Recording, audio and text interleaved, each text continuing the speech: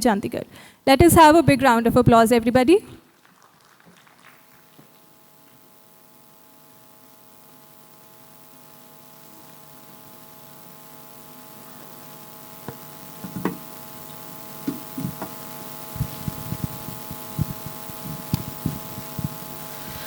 Dr. Seema Sharma and Dr. Ashish Sharma, thank you so much for taking time out to meet us at Pragati.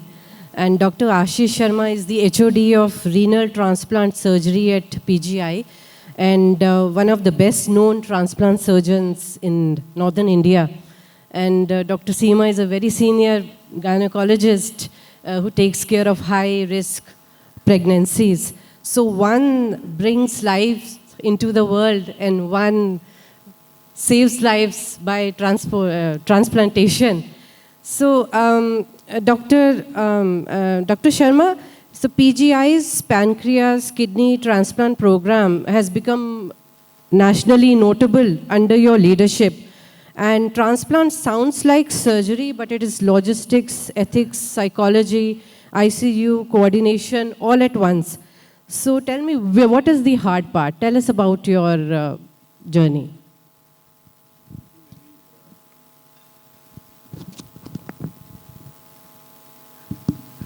So when we started like about 15 years back, maybe more about in 2008, so Chandigarh never used to have any disease donations.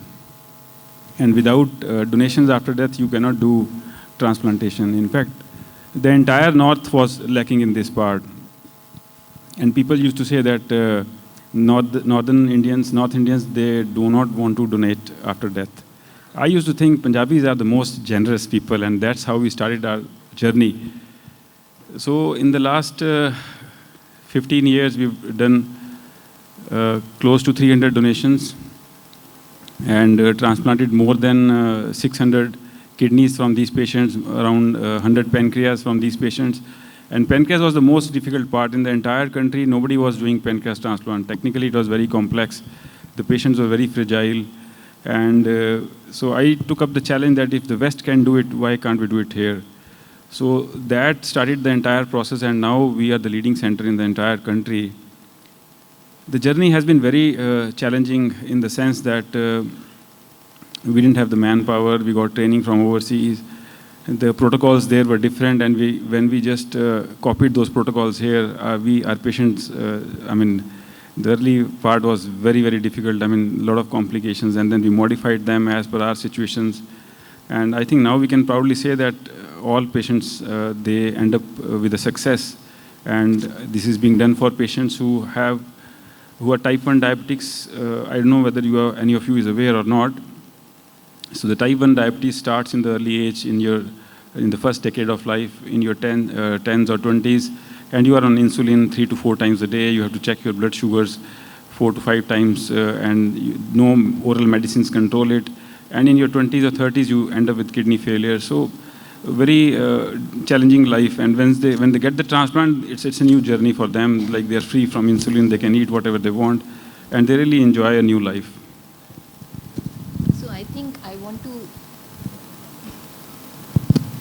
So I want to add here, what Dr. Ashish has highlighted is 2/3 of the story. 1/3 of the emotional part of the story is when he kick-started the program, he had to personally go and counsel each of the families of the brain-dead donors because people were just not willing to donate organs. And I have seen him do that exercise in the middle of the night because the patients would say, भगवान के पास बिना organ के नहीं जाना है, या मोक्षा नहीं होगा, या rituals नहीं होंगे. So people had so many reservations against donating organs. So maybe a decade ago when he kick-started the entire program, he had to work so much hard on the clinical side, but more so on the humanitarian angle of it because people were just not willing to donate organs after death. So that was a real challenge which their team overcame, and I think now they are getting the rewards because they have so many people who are coming forward to donate organs. So we do see a sea change in the attitude of folks and the understanding. Actually, that was my next question, that you've worked a lot on expanding deceased organ donations in North India. And how do you speak to a grieving family about organ donation? So that's the most challenging part, that you've lost your loved one and then somebody comes and asks you to donate something. So we always here separate the two aspects. So one is that acceptance of death. So we just let the family settle down once they know that the patient is on a ventilator and he's already dead. So we let them settle down for a few hours to a day or maybe 2 days till the time they accept that he's dead. And when they come back and ask, so what next? So at that point, when we ask them, these are the options, either you can just go and burn the bodies, or you can actually let him live a second life, that his organ can still live in somebody's else's body, his kidneys can do work for somebody else, and his heart can beat in somebody else. So I think that part, the families, they really like that, okay, even if the body is not as a whole there, but he still lives in somebody else, that part still goes on. So, Dr. Seema, you are a high-risk OBGYN surgeon. So, tell me one thing that people do not get about OBGYN, or what they do not get right. What? They do not understand, or what they don't get right. People. Yes. So, so you mean to ask me what people expectation is not right out So, of what do movies and TV get completely wrong about your profession? So I always, I'm not happy with the media and the TV because they create a very nightmarish image amongst all the women about the childbirth. Whereas my perspective about childbirth is an entirely different story. So I have to, educate all women to unlearn what they have learned through the media and the TV and the movies, how they present the journey of pregnancy and childbirth. So that is the challenge I face as an OBGYN. So I always try to, educate women that it's a very, very pleasant experience. Do not remember that nightmarish acting what most of the actresses do in the movies when they're delivering a baby. It can be different. I totally agree. So, tell me one thing. Did you always want to be a doctor? No. I wanted to be an IAS officer. All right. So how did you enter this field then? I just accompanied my best friend to +1 and +2 medical because she wanted to be a doctor. And in the end, I ended up clearing PMT, and she became a dental surgeon, and I ended up becoming a gynecologist. So tell me one fun question. Who's the doctor at home? Doctor at home is Dr. Ashish Sharma. And why would you say that? Because, as doctors, sometimes you are not able to take decisions for your own self. So you need somebody to bank upon. And he's always the pillar of strength, and we all look up to him. And when it comes to my own children, it is not easy as a mother, as a doctor, to decide what is good. So, and he's always been there to share that responsibility very happily and steadily. So he's the doctor at home. I think more to do with the specialty, like she's probably focusing more on the women, and my part of specialty is like dealing with everything. So I think that's probably the reason that... So what about your children? When they heard about medical conversations, surgeries, did they want to run towards the medical college to study it, or they wanted to actually take a different path? We thought they will probably, there was a lot of pressure, said and unsaid, on the children. Like, we never told them to become a doctor, but the entire family would look up to them. Okay, your father is a doctor, your mother is such a famous doctor. So that pressure was always there. So, they started with the medical, but, they realized that, okay, I know my daughter was very good at drawing and designing and painting. She's made fantastic paintings at the age of 8, and they're still there with us. So, and then she told us in her +1 that I don't think this is meant for me. So we took it, okay, it's fine. And then she went into design, and now she's working in London. As an education designer. Yeah. She's into creative education design, yeah. Very good. And our son was very clear.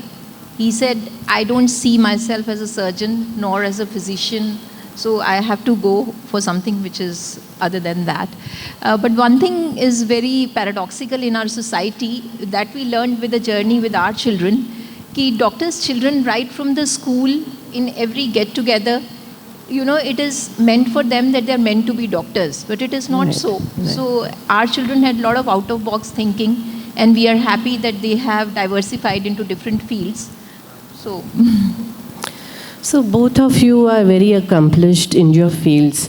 So tell me, do you feel that she had to face more challenges being a woman compared to you? Yeah, absolutely. I mean, being a woman brings you a lot of different kind of challenges, especially, I mean, early years she was in a government job, so she was doing very good work at civil hospital, but then the government works in its own ways and they don't realize the worth of a person. And she was just thrown out of the civil hospital, sent to a rural dispensary. In the middle of night, she was we called for a post-mortem, drunken people coming. So I think that was a changing moment of her life. And then we thought that, okay, no, that's not done. So we just quit the job, and then a lot of pressure was here on her. I mean, like we belong to a very middle-class families where it's very hard to leave a job with which is a pension, and also she left there, and I think we never regret the decision. And then coming to the corporate world brings a lot of different set of challenges. You've got your financial targets, you've got to have some cutbacks or whatever practices there. I mean, a lot of people would actually advise unnecessary surgeries and all. So we were very clear from the day one that we're not going to do. We're going to follow very strict ethical and moral code, and I'm proud to say that she stuck to it. And despite that, she's probably the #1 in the Tri-City, which I think is possible if you are doing, if you're giving value to your customer, right? Rather than thinking that you're going to chase a target, chase the value for the customer. So what did success mean to you at 25, and what does it mean to you now? see, success at 25, we have a love marriage. So we were in the same medical college. So it used to mean to us that we earn 30,000 per month, because at that time during internship, we were getting some 15,000 salary. So we used to think 30,000 per month for each one of us. He was a surgical resident and I was a graduate in, postgraduate in gynae. So doing good number of surgeries, having good number of patients, that would be success. That is 25 years ago. But today, I think once we have reached an epitome in our careers, so for me now the success is satisfaction for each mother, giving a happy birthing experience and making a difference in lives of people. So that is what success means to me today. And for Dr. Ashish? I think that goal changes with your, I mean, once you achieve one goal, then probably move to another. So when we started, we thought, okay, we'll establish a donation after death. We did that, and then we thought that, okay, let's do something different. We started the pancreas transplant. Then we said, okay, we don't have enough surgeons in the country. We don't have enough such programs in the country. Let's start doing that. So we established one center, then another center, and now at least 10 centers we have established all across different medical colleges where transplant is now being carried out. Then we started the academic program. The first academic program in transplant in the country was started. So with each passion, growing years, your goal keeps on changing. And now we started the robotic things and also, so it keeps on changing. So do you think women underestimate themselves? Yeah, of course. I think I would say, as Dr. Madhu previously also discussed, and I feel majority of women who are sitting in the hall, we are tip of the iceberg. Yeah. But we are very blessed and chosen women where we are so confident. We have support of our fathers, our family, our spouses, our children, so that we have this, guts today, and we are so strong and confident that we are addressing people. But that is not the scenario with the maybe majority of women in India. So I feel that as women, most of the girls, they are brought up in a way that the parents are not able to give that confidence to those women. And if you know, in our country, there are abortions based on gender, sex determination. And I daily have a tug of war with my patients where they come and say that we want the gender to be tested, or we want to know whether it's a girl or boy. It starts from there. So I think as parents, it becomes our very important responsibility to give that confidence to daughters that they are no less. Whereas in our society, still we are far behind that goal. So if parents bring up their daughters with that confidence that they are no less, then the things will change. I think women always need a push. So some push is always required from the family, from the spouse or whatever, so to carry it forward. So you think that a family push is also required? Definitely. So tell me one thing, what does a typical Sunday look like in your household? I mean, Sundays have changed over the years. I mean, from the days like when we were in our residencies days or training days, I mean, it used to be like any other day. You still have to go for your morning rounds, talk to your patients, see them, come back. Being a field where there are a lot of emergencies for her also, for me also. She'll get a call in the middle of a Sunday also. So you are always running around. And then there are kids there, you have to take care of them. The entire week you have to see what they have done and their, whatever is left to be done for the next week. But now things have changed, of course, like the kids have settled, so we got some free time now. So we are able to do whatever we could not do throughout these years. So getting on a Sunday, going for a walk or doing some gardening and all. So typical Sunday, Dr. Ashish's hobby is gardening. So he spends a lot of time in his garden and his plants. Then I love doing yoga and meditation. So for me, Sunday is yoga and meditation, cooking too. So typical Sunday includes cooking for people at home, indulging into our hobbies and just unwinding. Yeah. Unwinding. So, Dr. Sharma, tell me one thing. Allowing women to work is one thing, and championing the cause is another thing. So, where do you fall? And was there a specific time where the transformation happened? I mean, transformation in the sense, I mean, I've been always supportive of the cause. So whatever she has done, we've always tried to see that the journey gets pulled along. So as I said, that the transformation happened the time when she was posted out of this civil hospital, and that's the time we decided, okay, we're not going to do it. So I think that was the turning point in our lives. And from there on, I think she's pulled on, she's carried very well. So see, one thing which you can notice about Dr. Sharma is he'll never say she, he'll say we. So that, that is the main crux of the entire story. That calls for an applause. Yeah. Right, very nice. So it has never been my profession, it has been our change, our work. So we will do next like this. He never said that you change your job, you can do whatever you want. We will do like this. So I and we have been always a team where he never felt, where he never made me feel that I am doing it on my own. He was always there, he was in the backdrop, and it has always been a team effort. His work, my work has never been individually, it has been our work. So that is the best thing about him. So where is your journey taking you next? So you were telling me about setting up your own hospital in Sector 51. Please tell me a little bit about that as well. So that is again our dream. It is more of his vision, our dream, his efforts, and maybe executing through me, because again he's invested a lot of time and energy, and we are coming up with a small project in Sector 51. It is likely to be a mother-child care hospital, a small one. So I really thank TIE and Pooja for giving us this opportunity to be here amongst entrepreneurs and mentors who are actually, invoking this in us and inspiring also. So I think I'll add to it. I mean, see, what the community faces today is a big challenge in terms of affordable quality healthcare, right? If you go to government sector, you get good quality healthcare, but it's not deliverable, right? You go to the OPD and you sit there for 10 hours, even then your turn will not come. So it's practically like of no value to average person.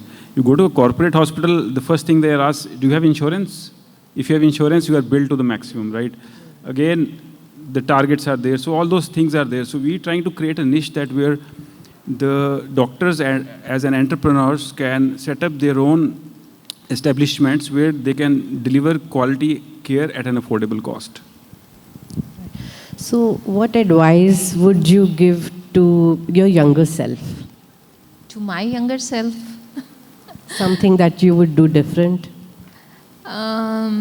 See, so far I don't have any regrets. So maybe if I could go back in time, I would not have gone for the government job. wasted 8 years and then realized it was not worth it.